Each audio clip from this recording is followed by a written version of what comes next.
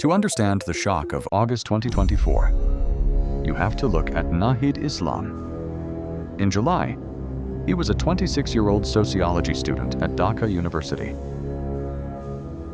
The police had picked him up, tortured him, and dumped him on a roadside in Purbachal. 3 weeks later, he wasn't just free. He was the honorable advisor for telecommunications. Alongside him was Asif Mahmud, another 26-year-old coordinator. He took charge of the Ministry of Youth and Sports, and later, the explosive Ministry of Labor. This was the Student Cabinet. Their first mission wasn't policy, it was discovery. When they opened the doors to the Aynaghor, the secret military detention centers run by the previous regime, they found men who had been vanished for years. But movies end at the credits. Revolutions does not.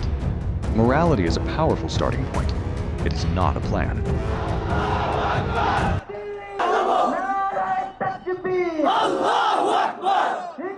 The student cabinet hit a wall almost immediately.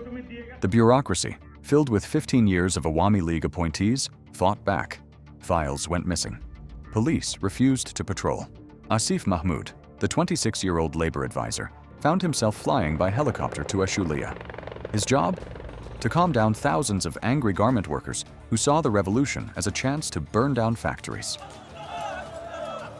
One faction argued that NCP must remain an outsider force, refusing alliances with any party that had participated in the old order.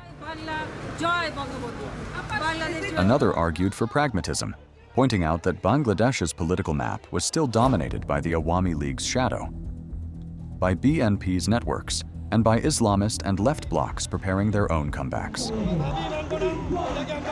A fracture opened up between the suits and the streets.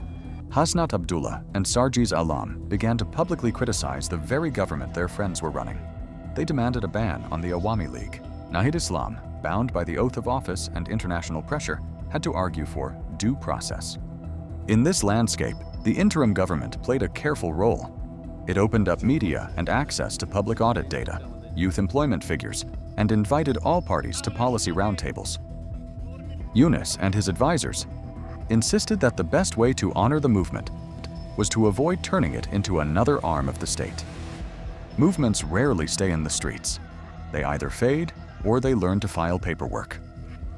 In late 2024, the leadership faced a choice: join the existing parties that watched the revolution from the safety of their living rooms, or build their own. They chose the harder road. They called it the National Citizen Party, NCP.